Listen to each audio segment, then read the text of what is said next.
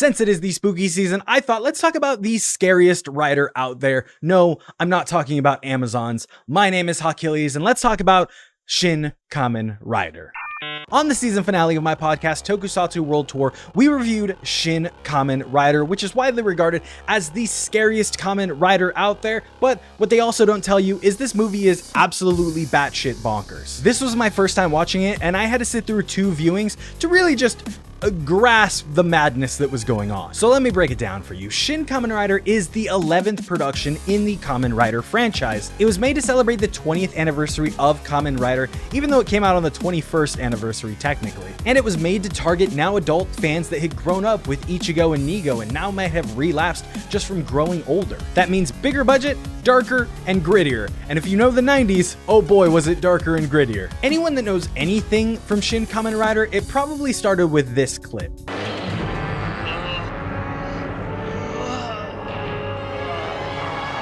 It was more body horror than it was Henshin hero.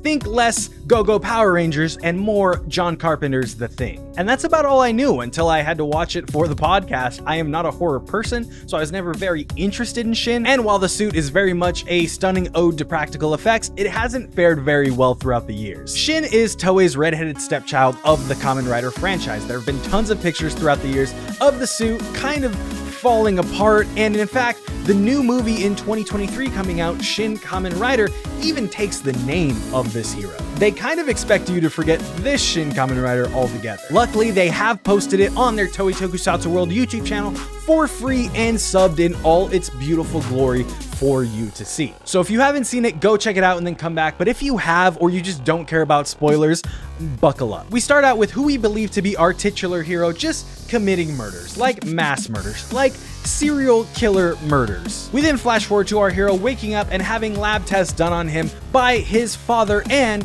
the token evil scientist. And I just really want to note this, there is a Stan Lee-esque cameo from Shotaro Ishinomori, the legend, the creator of Kamen Rider. The only problem with this is he looks completely out of place and the camera shots linger on him for way too long, even when he is not the subject of the shot. Next scene, the leader of the evil scientist known as the Organization, and this man, who I've lovingly dubbed Eyebrows, talk about how Ishinomori and all those people, yeah, CIA spies. Then we cut to Shin and his lady friend Ai hanging out with his homie Yuki, and they weirdly bully this like gym person. I thought this was their friend when I first watched it, and then I watched it over again and I was like, no, this is just a worker from the gym that they pushed down for no reason. Nice try, get out of here, nerd.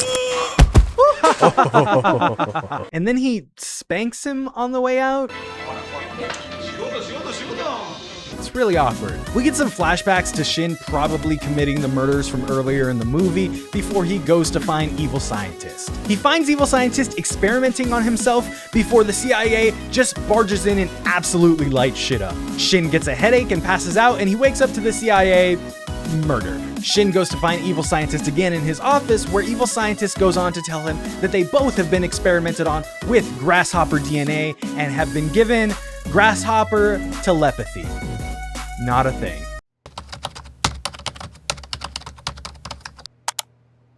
I googled it. Not a thing. At this point, a third of the way through the movie, Shin has accepted that he's the murderer and takes a shower. Yuki and Ai come in to try to comfort him, where Shin confesses that he's the one that's been committing all these murders, and Ai goes, cool, let's have sex. There is a skinny dipping scene where it is absolutely 100% implied, in fact confirmed later on in the movie, that they have sex. Remember how I said Shin's dad was one of the scientists? Yeah, he gets taken hostage by the organization for some reason. Shin's grasshopper telepathy tells him that there is another grasshopper somewhere being transported. Shin hops on his motorcycle and follows his brain to an overturned truck and a battle between the CIA and the organization. Dude from the CIA proceeds to shoot the truck with a bazooka.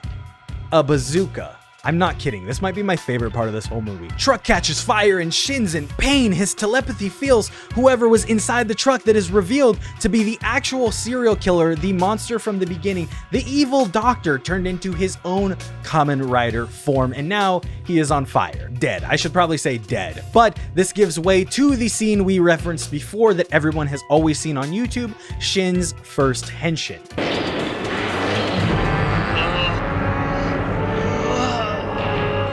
It's not very pretty, but it is an ode to practical effects, and I kind of love it. All of a sudden, Eyebrows shows up and bam, rips off his face. He's a monster and he's about to kill CIA Lady, but Shin jumps in front and protects CIA Lady like the valiant grasshopper that he is. They fight for a little bit until CIA Lady shoots Eyebrows with the bazooka.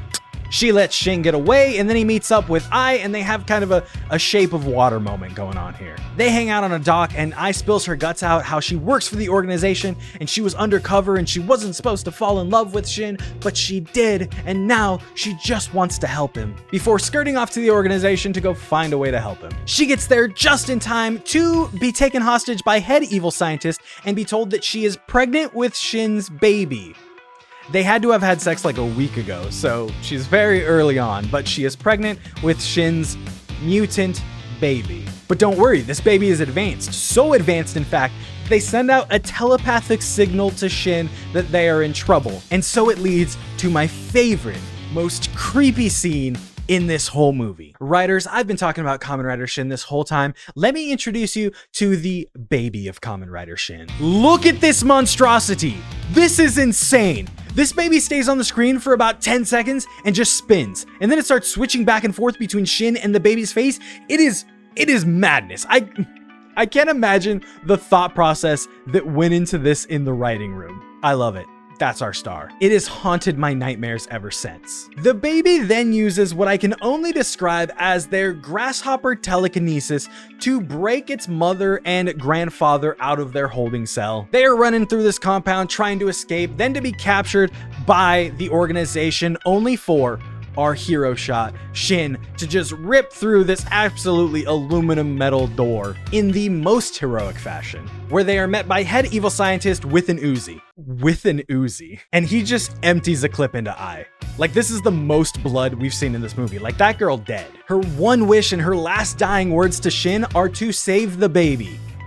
Girl, you're a week pregnant. You just got blasted by multiple bullets. There is no way to save this baby. It is gone. Shin gets so mad that he henshins, and this time it's less horrific. Think more Go-Go Power Rangers and less John Carpenter's The Thing. He knocks out head evil scientist easy, but wouldn't you know it, Eyebrows is back in his monster form and he is ready to go. And Shin rips his spine out pretty easily, like straight up scorpion fatality.